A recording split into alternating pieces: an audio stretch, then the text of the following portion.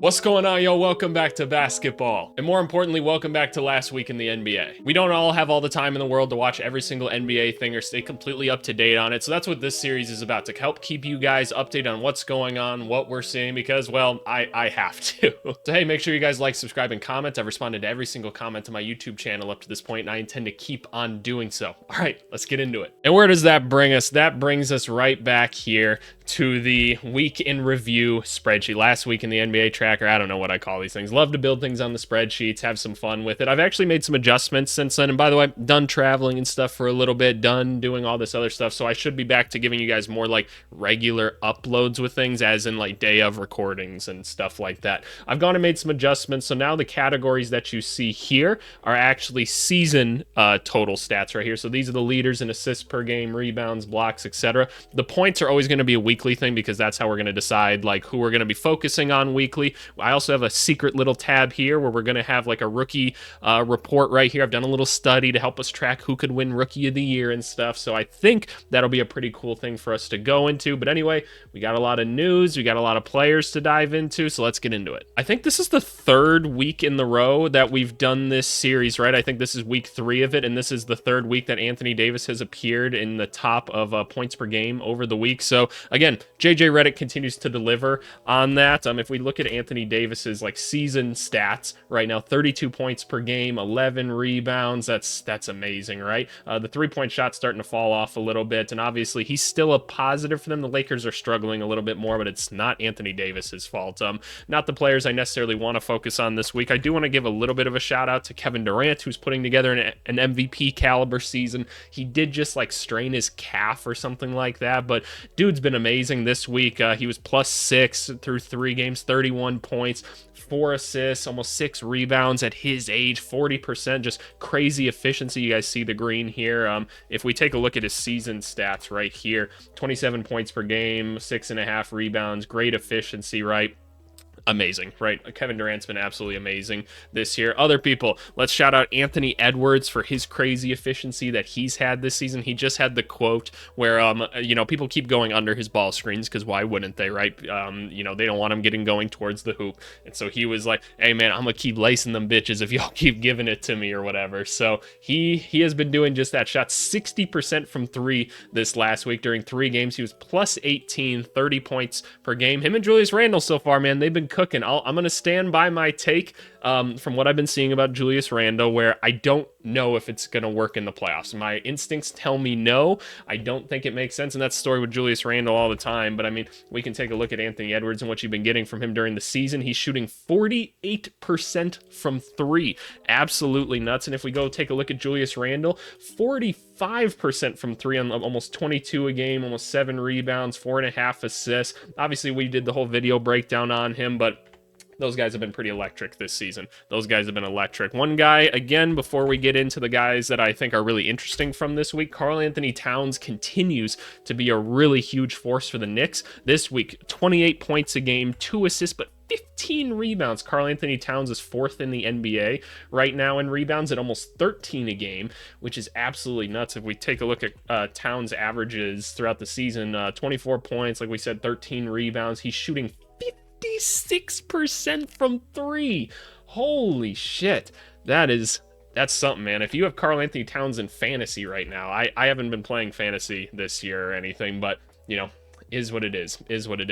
Let's get into talking about some of the people that have been interesting to me this week. Tyler Hero in 3 games, 26 points per game this week, shot at 47% from 3. The assists were high right now. The Miami Heat are still kind of like, and I can't tell if that's because of like bench play or whatever, but you're starting to see Hero start to figure out how to be more of a ball handler, navigate certain pick and roll opportunities. Obviously, he's shooting the ball well right now, but offensive game's starting to pick up. The Miami Heat were really getting on him this offseason to kind of be like, hey, we need to see some things out of you right now. If we take a look at his overall stats from the year, 23 points per game, right? That's awesome. 5 assists, 5 rebounds. That's a crazy stat line. That's amazing. 45% from 3. People really stroking it to start this season. The Miami Heat are -3. So again, this plus minus isn't a great indicator necessarily. It's only interesting when you compare it to the other players on the team, right? But nonetheless, not a positive player right now, but the Heat are kind of all over the place, so it's kind of hard to tell at this very moment. But wanted to give a shout out to Tyler Hero nonetheless. All right, next player, and I thought this one was kind of interesting. Let's take a look at Norman Powell this last week. Norman Powell, 26 points per game, 4 rebounds, 3.5 assists, 61% from 3. He was a +5 in 4 games for them this week, so a huge pool of data to take from this week. 26 points per game, and I was like, huh, interesting. Norman Powell playing really well. And, I haven't watched like a ton of Clippers basketball this year, and I don't really have any desire to do so. And so then I went over here and I was like, all right, so what's going on with Norman Powell for the year? Did anybody else know this about Norman Powell? Through 10 games, he's averaging almost 26 a game, 2.5 assists, 3.5 rebounds, over a steal, and he's shooting 50% from 3. Why did nobody tell me this is happening with Norman Powell? I'm sure those of you that, again, have been playing fantasy or something like that, I'm sure you knew. I didn't realize that this was happening. And this is the benefit of doing stuff like this every week, right? Just taking a look at the numbers and saying, hey, what's going on? So that this week, when you're sitting at the lunch table, you're sitting by the water cooler at work, you can be like, who's having a good season? Norm Powell. And they're going to be like, who the hell's Norm Powell? And you're going to know because AVC took the time to tell you, man. Hell, I didn't know what was going on either. Last guy I want to give a big shout out to this week, Darius Garland here in the Cleveland Cavaliers. And we're going to talk about the Cleveland Cavaliers, but obviously 25 points per game this week, 7 assists, getting over a steal, 61 from the field, almost 58% from 3s, a +12. Darius Garland's been awesome. One of the things I've really appreciated about him is that he's not settling for anything so far this season. You see him really taking his time and reading. They've got so many options on the team, right, between Jared Allen, Evan Mobley, Donovan Mitchell, obviously. They've got interesting scoring options coming off the bench and stuff, and guys like Karis LeVert and stuff. Let's even just take a look at like a Karis LeVert who's hitting his 3 this season. That's been a big part for them. Obviously, you can go look at a Donovan Mitchell. Let's bring Donovan Mitchell up. Obviously, the scoring's like a little bit down for him, but they've been sharing the ball, right? The efficiency's still looking good from 3. Evan Mobley, obviously being a big reason for a lot of this stuff.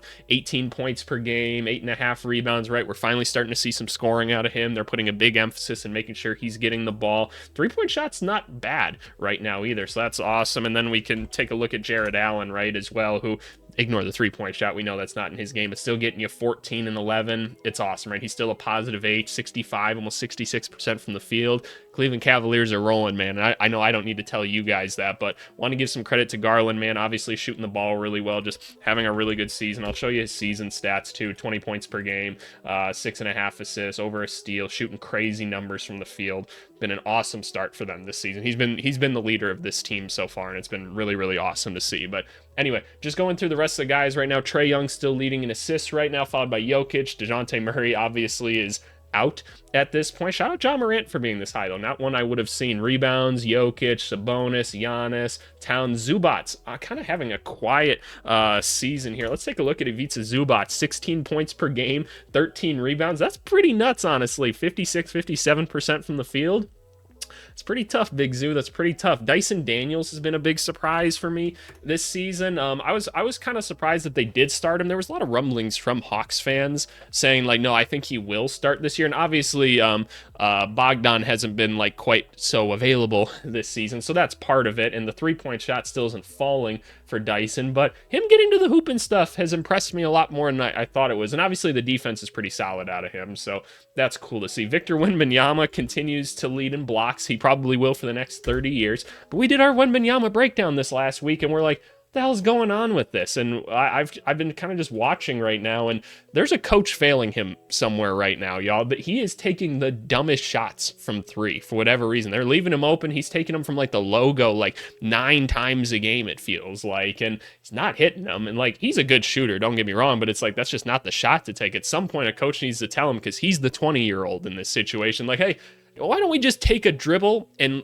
2 steps, because that's all it takes, and just go dunk the basketball? I think that'd be good for now too. But the Spurs are also like, they did the Sohan experiment at point guard last year. Maybe they're just trying stuff. I don't know. Jalen Duren's leading in field goal percentage. That's awesome. That's not a surprise. You guys know I'm a big Duren fan, and that's when the Pistons fans come in the comments and they go, have you seen how lazy he is on defense? And you are people that don't understand how hard it is to actually coach people and motivate people, and how hard it is to be an NBA player. I'm sorry, the dude's been through too much. I've actually heard a lot about it now. I promise you it's not a Duren thing. I promise you. Well, at the end of the day, he could decide to be better, right? But is what it is. I don't blame the kid at all. I don't blame the kid. And that's kind of what we're looking at so far this season. It's an interesting one. It's an interesting one. Let's get into some of the news. First one I got here is the Giannis trade rumors. And you guys are going to see, I've got it listed like this. I said, this is dumb. Like some of the trade rumors about, like, obviously the Milwaukee Bucks have been bad, to say the least, right? Like, it hasn't been good. It has not been Giannis or Dame's fault. If we take a look at either of those guys, taking a look at Giannis's numbers this year, phenomenal, right? Phenomenal. Giannis is amazing. If we look at Damian Lillard's numbers have been great, right? He's a very good basketball player. Those two have been kind of carrying the rest of the roster that looks a little bit goofy right now. The drop coverage is not working for them at this point. Like, it's just the defense is all over the place. No one else is really helping. You got guys like Pat Connaughton who like aren't really able to contribute much at all. They're making bad draft picks too, which is a big thing. Like, I thought it was so dumb that they took AJ Johnson this year. Do we have AJ Johnson? I think I have to put a dot in to find him. No. He's played minutes, has he not? No, AJ Johnson has not gotten official NBA minutes yet, apparently. So that's something in and of itself. But like, I just didn't understand. I'm like, there were guys you could have taken at that draft pick that could have helped you right now. And I didn't understand the idea of taking AJ Johnson, who wasn't going to be ready right now. Beauchamp isn't anything, unfortunately. I don't see it. And so it's just unfortunate. They're just being mismanaged, and the coaching just is all over the place. I didn't think Doc would actually be this bad. I'm going to keep it real with you. I didn't think so. I figured he'd at least get them motivated and playing hard, and that is not happening. I don't know. They got to do something. But about the Giannis trade rumors in itself, I think it's dumb. I just don't think there's any logical reason you should trade him. And you'll see that there's another thing coming up where we actually talk about it again, because more news came out just today. But I don't know. By the way, I record these on Saturdays or on Sundays always before the Sunday games have played, so this doesn't include Sunday stats or anything, just in FYI. But yeah, no, I think the trade rumors are dumb. I don't know why you'd trade a player of this caliber. I just don't think it ever really makes sense to do so. So I don't know. If I'm them, I'm hanging on to Giannis. All right, y'all, next thing I got for you guys, we got a game winner right here. We got a game winner from this week. Kings Heat, what do we got? Fox coming up. Here we go. We got the rookie Larson on him. Gets up a shot. No. What do we got? Sabonis. Big man. Throw it up. Hey! Sabonis. What a play. What a hustle play. The balance, the concentration. Amazing. Let's see it again. Come on. Show me this replay. When do I get to see the replay? All right. Sabonis comes up amongst it. Tosses it back up. Amazing concentration. Oh, yeah, great. Yeah, they said it perfectly. Recognition of the play. It's amazing. Give me that. Doesn't waste his time, keeps the ball high. Awesome stuff. Great finish for them. All right, next thing to talk about, the Utah Jazz got their first win of the season this last week. If you guys weren't paying attention, they hadn't won any games up until this week, and they got it against my Chicago Bulls. It's been a season for the Bulls so far, and we're going to talk about them a little bit more at the end of this video, just a little bit more. But yeah, the Jazz got their first win. It was against my favorite team. If we're looking at Jazz players, I mean, I think Keontae George has been like somewhat of an interesting story again. Like, you're starting to see some of the counting stats go up for him. I'm not sure I see him as like a long-term point guard solution. I don't really know what to do with him. The efficiency's not quite there yet. I don't really care yet with a young player like this. For those of you that don't know, I always say I want to see efficiency start to kind of figure it out at the end of a second season. That's kind of what I go for with that. Something that's confusing to me is like John Collins doesn't feel like he gets used nearly enough, but he's still putting up like decent points. If that's a guy they're willing to move, I feel like he could really help a team. You're looking at Lauri Markkanen, obviously very good player, but he has got nothing much around him. Walker Kessler is starting to at least put together some solid numbers again, 10 and 10 basically. He's going to be efficient around the rim, block a lot of shots, right? So that's awesome. I mean, we see Walker Kessler here is third in the league in blocks. The other interesting guy, right, is Colin Sexton, who maybe he's tradable or something. He's all offense, and he's going to put a lot of effort in. The defensive numbers are still kind of in the garbage, but nonetheless, Colin Sexton, interesting player. They beat the Bulls. Not surprised. Alrighty, y'all, we got another game winner for you, and it's a Charlotte Hornets one, so you know it's exciting. Pandemonium, Josh Green, Grant Williams takes the shot for some reason. Brandon Miller! Let's go! Love me some Brandon Miller, man. Amazing. I love how excited Charlotte gets for things. It's awesome. Team's still not that great. It's a young group. I think they're going in the right direction at least, but you live for these moments right here, right? LaMelo's been amazing this year, but wow. Let's see this again. Brandon Miller gets by Malik Beasley. What a recovery. Wow, amazing. Amazing, amazing stuff. Those are the plays that we live for. Again, if we look at like LaMelo Ball's been appearing in like all of these. Here's LaMelo from this last week, 25 points a game. I mean, we can take a look at LaMelo here on the season, 28, 6, 5. He's been amazing. But taking a look at Brandon Miller, a guy that I'm pretty high on. That's not who I wanted to see here. I wanted to see Brandon Miller here. 16 points per game right now. He is shooting 40% from 3, which has been awesome. He's actually been a neutral, considering how the Charlotte Hornets have been so far this season, which is, he's been out a couple of games, but nonetheless, Brandon Miller's been an important part of this team, so good for him. The next one here is kind of an unfortunate one to talk about, and it's Greg Popovich has missed his 4th straight game with an undisclosed health issue as the San Antonio Spurs, they beat the Portland Trail Blazers. But yeah, Popovich started not coaching this week, and they just said he had a pretty scary health issue. We're not sure what it is. I mean, Pop's an older guy, right? I mean, how old is Greg Popovich at this point? 75 years old. I mean, we all really hope he's okay, right? I mean, considerably one of the best coaches that has ever existed, right? And I don't know. I don't know. I just don't know what's going on with him. Let's keep him in our thoughts and everything, right? We hope the best for Pop. We really do.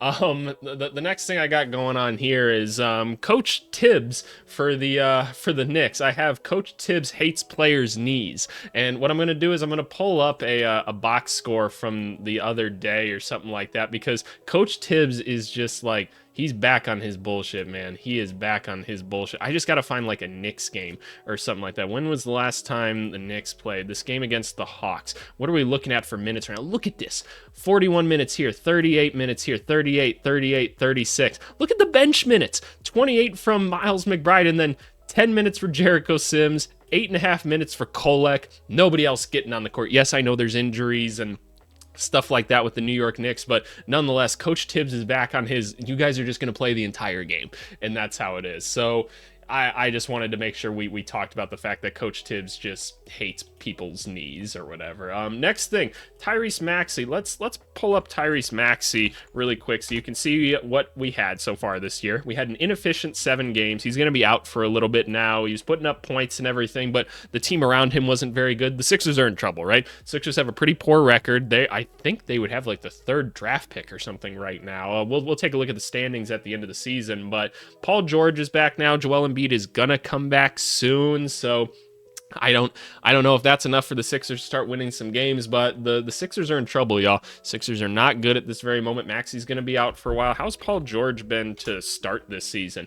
3 games, not good, not good. And again, like, he's out there playing, like, trying to get his feet under him, right? And the roster around him's looking questionable at best at this very moment, but yeah, not good, not good, not good. All right, the next thing that we got here is D'Angelo Russell benching and the consequences of that, right? And I got consequences here listed for a couple reasons, but let's start off with the thing. JJ Redick benched D'Angelo Russell. He said that he'd been frustrated with him. We saw the clips of JJ just being really annoyed with all of it, kind of slamming his chair and stuff on the sidelines after D'Lo had admittedly been doing some rather goofy things on the sidelines. I mean, we can pull up D'Angelo Russell's numbers for this year.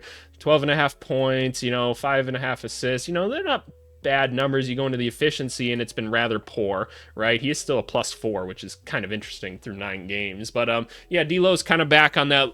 We get some ebbs and flows with D'Lo. Last year overall was a pretty good season for D'Lo. So far this season, not been so good. And that's kind of interesting to me, because I would have figured that D'Lo in a pretty analytical system would have actually been pretty good, because, like, believe it or not, dude is kind of a smarter basketball player and kind of sees the littler details pretty well, but nonetheless hasn't been very good for them. And so I think it's important to note a couple things when it comes to this, right? The first thing is consequences, right? JJ Redick talked about, like, hey, we said that we needed to do certain things this year and certain people weren't doing it. Like, that's basically what his quote was, and that's why D'Lo got benched and everything. It's really important to know as a coach, and if you're raising anybody in life, if you're raising children, if you're coaching little kids or high school kids, college or NBA, the best way to be an effective leader and to teach people things is to have very understood consequences for actions. And that can be a good or a bad thing. It's like, hey, if good thing happens, this happens. If bad thing happens, this happens, right? So basically what I'm saying is this is good stuff by JJ Redick. This is establishing culture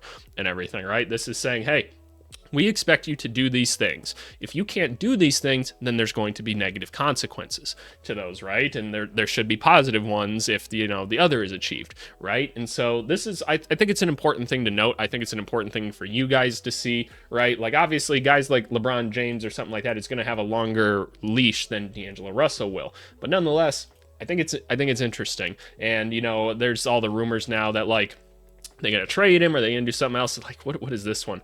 Like they may cut ties with him. I don't know.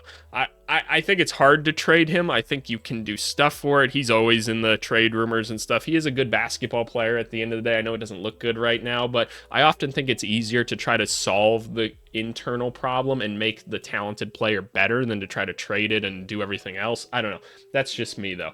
Going on to a happier note though, the Cavs are undefeated, and I wanted to I noted here I wanted to check some numbers on things because going into the season we were like, look, the Cavs are super talented, but all those players that we were listing earlier, the Darius Garland, Donovan Mitchell, Evan Mobley, and Jared Allen, there was pairs of twos that worked well together. I believe it was Garland and Mobley work really, really well together. Mitchell and Allen work really, really well together, but the four of them can't mix. So I haven't looked at like the lineup numbers yet, and I want to, but the Cavs are winning every single game right now, and that's amazing. They're playing really well. All of them are working apparently very well together, but I want to see the lineup numbers. Like, are they still working in kind of tandems of two? Or what's going on? All right, so here's the Cleveland Cavaliers lineup numbers right here. I mean, we can take a look at who have kind of been like the biggest rotation so far. So far, the biggest one that they've gone to is Darius Garland with Mobley, Dean Wade, Mitchell, Jared Allen. Okay, that's interesting. Yeah, so Dean Wade obviously was playing a lot of minutes with them, trying to be a floor spacer. Dean Wade, I believe, has been pretty ineffective this year, if I remember, so only a plus 0.4. If we go find some of the other ones, so now we throw Okoro into that, they're a plus 11. Okay, good to see. We've got like a interesting Darius Garland with Jared Allen rotation that's been working well so far. Again, a Sam Merrill one. This is without Darius Garland again. We look at this one here. Also got a couple minutes behind it. Karis LeVert, Darius Garland, Donovan Mitchell. So yeah, this is kind of the closing lineup here, right? Of Karis LeVert with the rest of the four starters. Okoro and LeVert kind of fighting for that other spot here. But I mean, if we go to like two-man rotations here, this is where I get kind of curious, right? So Darius Garland, right? We see him a lot towards the top. Garland's been awesome, right? Mobley, Jared Allen. Where do we see like Darius Garland and like Donovan Mitchell? Like, is that something that we're seeing here? So here's Darius Garland and Donovan Mitchell, still not quite as effective as some of the other two-man combinations. Do we see like a Jared Allen and Evan Mobley? Again, kind of towards the bottom here, which is interesting, right? So you're still not seeing something like all that crazy that's saying, hey, these guys. But if we go to the four-man rotation here, where do we see those four? Jared Allen, Darius Garland. Let me just find it quick. Here it is right here. Jared Allen, Darius Garland, Donovan Mitchell, Evan Mobley. Like, yes, there's a lot more minutes behind it, so, there's a chance that their total points plus minus is going to be a little bit lower than the rest, but it's still not as high as some of these other combinations. Like, when you throw, like, Karis LeVert is, like, towards the top for, like, all of them, right? Like, Karis LeVert's just been a very impactful player, as you can tell, so far this season. I mean, even just the two-man ones, he's in the top three, right? So there's something interesting about that, right? That, like, the four of them still aren't completely clicking. It's just positive right now. So something to watch for the rest of this season. Continuing on with the trade rumors, just today it was noted that the Bucks will not trade Giannis unless he wants to. And I don't really know what to interpret of that. Like, I don't know how real that is or anything like that, but I think it's interesting nonetheless. Like, I just don't think you trade a guy like that. I just don't think you do. I think that's a guy that you try to keep around for life. I know Giannis has always said, like, look, I'm not just going to stay loyal to this team just because, which I low-key respect that. He's like, look, they got to keep doing right by me for me wanting to, like, stick with them and everything. So I totally understand that. I don't know what you would do to trade Giannis. How would you even manage that? I don't know. It seems interesting to me. But carrying on from that, trade rumors are starting to pick up in general. Some of the things that we started to see, like some interesting names that are popping up, are a couple of the Bulls ones. A lot of people are expecting that Zach LaVine is going to be available this season. Zach LaVine's been good this season. 22 points per game, 5 rebounds, very good from the field. He still scores at will. Like, very, very good basketball player, right? They do have to space the ball out a bunch between a bunch of other guys that want to have the basketball, and that's kind of been a challenge for them this season. They don't have a lot of like forward help or anything. Nikola Vucevic has been the other name that's being thrown around quite a bit. His efficiency has been very, very good this season. Do I not have a picture for Vucevic? There it is. I fixed it. I always got to fix it at some point, is what it is. But Vucevic also been a really good player for them. He's also extremely available at all times. And something else to note, with how the trades work nowadays, Vucevic is actually one of the easier names to trade for and could be a difference maker for a team like the Memphis Grizzlies or something, who have been pretty good this season, but are struggling to find center help. Like, yes, Zach Edey just had one of his better games this season. He's still, like, they've moved him to the bench and stuff. They're going with more so guys like Brandon Clark, or going with like Jaren Jackson Jr., who, look, Jaren Jackson Jr. has been really, really good for them this season. He's been a phenomenal player in that sense, but like going with guys like Brandon Clark at times, it doesn't surprise me that they go to him sometimes, or even guys like Santi Aldama here is another name that's been thrown around a bunch. He hasn't been hitting it from three. Don't have a picture for him either. I'll fix that later, but Vucevic could be an interesting option for a team like that, or a team like the Pelicans, who we'll talk about the Pelicans maybe, because they're just falling apart with the Zion injury and everything, but could be a name worth going out there and getting. The other ones that we've seen are the Brooklyn Nets, because the Brooklyn Nets are never an easy out to any night, even though they're not a very good team. They have a lot of very competent players. Dennis Schroeder being the first one. I love Dennis Schroeder. 20 points a game this season, 6.5 assists, shooting good from three. He's a good defender. He's quick. He can get his own shot whenever. He's an awesome, awesome basketball player. Someone add Dennis Schroeder to the roster, right? I think he's an amazing pickup. They can get something good for him. Obviously, the other guy is going to be Dorian Finney-Smith is going to be a name for them, not as effective from three this season, but 3-and-D wings, always going to be valuable. He has to do a little bit more right now, so it doesn't surprise me that his efficiency is a little bit lower. And then obviously Bojan has Bojan suited up yet? I don't believe he has, but that'll be a name that they look for. I don't know if they're going to trade Cameron Johnson. I can't imagine that they would necessarily want to trade him. You still want to have some players in place for when you try to draft somebody good this next season, and so if you have him and guys like Nick Claxton, I don't know, I think that'd at least be a solid enough landing pad, but guys to watch as trade rumors start to go out. But anyway, let's start moving into the brand new rookie report that we have here. So you guys are seeing the image and everything. Yep, pretty picture I put together and everything, but I want to explain a little study that I did first, because I'm like, hey, what indicates rookie of the year? And so I just did a quick little like analysis and stuff, and I wanted to kind of walk you guys through it. And from what I found, the rookie of the year award frequently goes to the highest scoring rookie, but it's not guaranteed, since the award is based on overall impact factors like efficiency, team success, defensive contributions, and versatility. Those do play a role. However, historically, the scoring leaders among rookies have the edge, since high scoring usually correlates with more playing time and a larger role on the team. So kind of interesting. So here's a little breakdown I found. In the past 20 to 30 years, scoring has been a strong indicator, as it's ended up in the rookie of the year between 70 and 80% of the time. But there's also like other indicators that go into that. Players like LeBron, Durant, Luka, those guys win rookie of the year, right? And they were the leading scorers. Exceptions do occur though, because all around impact does have a factor. Malcolm Brogdon won rookie of the year despite Joel Embiid leading in points per game. Embiid only played in 31 games that season. That's obviously like somewhat of an indicator, but it still shows, hey, scoring matters a lot. Damian Lillard won rookie of the year while both scoring he led in a scoring and assists as rookies. Maybe if he didn't lead in scoring, he might have still won it because he was leading in other categories and stuff as well. So it's not a perfect indicator, but basically I've got this order right now listed by who's ever scoring the most, because that does seem to be the strongest indicator right now. And right now it's Risa Shea, who just had like one of his best games. He had like a 33-point game. He's getting you 12 right now. The efficiency's bad. Look, let me be real with you.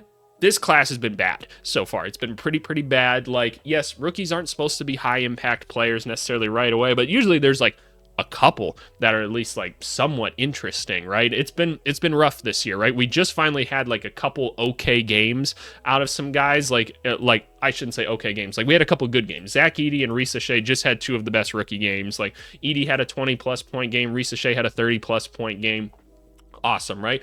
none of these guys are really being impactful, and that's why I want to take our attention very quickly to Mr. Jalen Wells, who maybe not a lot of you guys have been paying attention to. He's been starting at the small forward for a lot of the games for the Memphis Grizzlies this year. He's a second-round pick. He's hitting 38% of his three-pointers right now, 10 points a game, playing solid defense. He is a positive player on the season, which is the only one that you see outside of Ryan Dunn, and we'll talk about Ryan Dunn. Obviously, these guys are on better teams, so that helps a little bit, but Jalen Wells, quietly, very, very effective player that I'll be curious to see if, that gets him any more nods over anybody else. It's not been flashy, but none of these guys are playing good, to say the least. I mean, Zach Edey, again, he's putting up numbers and stuff like that. He tried to fight Valanciunas. I have a lot of respect for that.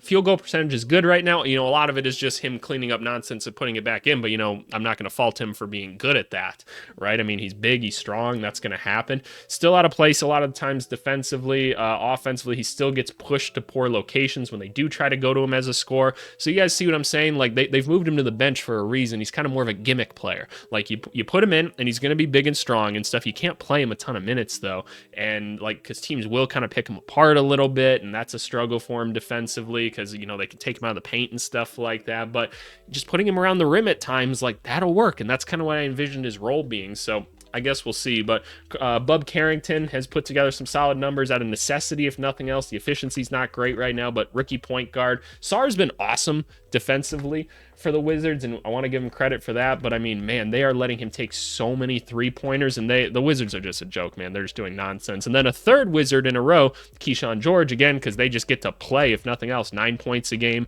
bad efficiency. Stephon Castle's been starting recently for the Spurs, really bad efficiency. We all knew that dude couldn't shoot, still can't shoot. He does a lot of other things well, though. He still has no left hand, but again, rough rookie class. And I'm just going to say this right now, right? We know this is a bad rookie class, right? Next year's rookie class looks so good. It looks so good. It's going from ultimate low to ultimate high. It looks like the next guys look good. Jared McCain doesn't look bad on the basketball court. I feel like he can't do much. And that's kind of, I don't know. That's kind of what I'm seeing out of him. Tristan Da Silva, again, hasn't been the most efficient either. His minutes have been kind of fluctuating a little bit, so kind of is what it is. Ryan Dunn's been fun. We're going to do a Ryan Dunn breakdown this year. My analysis of him coming in from the draft is I was like, this guy, you put him on a team like the Suns, was one of them. I said the Suns or Bucks are the teams that I want to see him go to, or the Nuggets. I'm like, if this is just a guy who, because his whole offense in college was basically just backdoor cuts, because he wasn't a good shooter or anything like that. I'm like, you just get this guy who's a smart enough basketball player out there. He's going to be a great defender, because I'm like, this is one of the best defensive prospects I've seen in a long time. But if he can make any of his three-pointers, extremely valuable. And that he has. 7 points a game for the Phoenix Suns this year, but he's shooting almost 40% from three on a pretty good and a pretty healthy shot amounts per game. He's been a positive for them this season. He's been a great defensive force. He's shut down some really good players for on opposing teams this year. Ryan Dunn, man. Ryan Dunn. So yeah, these are the rookies, man. You guys let me know if you think I should put in a third row just so that we could see other names or something like that. I don't know, but I'm very curious to kind of check up on this every single week to kind of see what's going on. But let's finish off with the standings, if nothing else. Looking at the East, Cleveland sits on top with the Celtics, Knicks, not surprised. The East is bad. 4-5 is the fourth seed. The Hornets. Wow. East is rough so far. Pacers have been kind of all over the place with Tyrese Halliburton. Apparently, some of the things with Tyrese Halliburton this season is that he came in with a back issue, and maybe that's part of where the lack of aggression is coming from. But it's been a rough season for Tyrese here, so kind of something to watch. I'm going to close these other tabs so we can just focus on these two for the time being. Pistons. Cade is really good. I still don't understand what they're doing rotation-wise. I want Asar to come back and stuff like that. I want him to play. Bulls just pissed me off. Giddey. I like Giddey a lot. Yeah, Desumu's cool. Kobe scores sometimes. Yeah. Or the Orlando Magic are just kind of floundering a little bit without Banchero, and that makes sense. They don't have any shot creators on the team now. So Banchero was the closest thing they have. Now it's kind of Cole Anthony, but he doesn't really get to play much because of Anthony Black, and that's kind of fair. The Nets are here. Not surprised to see the Wizards towards the bottom here, but the Bucks, Raptors, and Sixers. Yeah, there was a chance that the Raptors weren't going to be good because there's been so many fluctuations and injuries and stuff like that. Individually, kind of their three guys have been pretty good, but I don't know. The Bucks, though, bad, just bad, and the Sixers just bad. 1-7, worst team in the East right now. Not one I saw coming. Not one I saw coming. Going over to look at the West, Suns on top with the Thunder. See, if the big three play, they win games. It's just, that's what it is. And they've got a point guard in Tyus Jones now. They've got a 3-and-D defender in Mr. Ryan Dunn for them, right? Which is awesome. Like, Nurkic is still playing well. Mason Plumlee is a solid option for them, like off the bench. Like, he's just going to make his shots. He's going to get rebounds for them, stuff like that. He's just going to be a competent player for them. We love guys like that. Obviously, the Thunder are good. The Warriors, wow. I still don't understand how they're winning games, but I know part of it has to do with this man right here, Buddy Buckets, 50% from three and almost 20 points a game. Buddy Hield should have just been placed on the Warriors like 4 years ago just because it made sense. Like, the NBA should have just plucked him and put him there. He is so perfect for their system, and he has been so awesome. He's been helping, like, Draymond Green, like, play better basketball. I mean, look at this. Draymond Green shooting 42, almost 43% from three. I love it. Like, Andrew Wiggins has been like, meh, this season. I can't complain about Andrew Wiggins. I mean, 40% from three, 15 points. Like, I'd like to see a little bit more, but is what it is. They just got to get rid of Kuminga, man. They got to move on from Kuminga. I'm trying to tell you guys, like, one, I don't necessarily see that high level ceiling with it, but I just think you can still get a decent amount for him. Timberwolves continue to be impressive. The Edwards and Randall duo is all they need for offense for the time being. Nuggets are the Nuggets. Obviously, they got some injuries going on. Clippers haven't been bad. The Lakers are starting to teeter a little bit. Mavericks, kind of surprised to see them at 5-4. Like, it feels like they're in a close game every night, and they've had a tough schedule as of late, so that's what it is. But kind of the teams you maybe expect to see at the bottom, the Trailblazers, the Jazz, Pelicans are super injured. It's them and the Grizzlies are fighting for the most injured team in the NBA.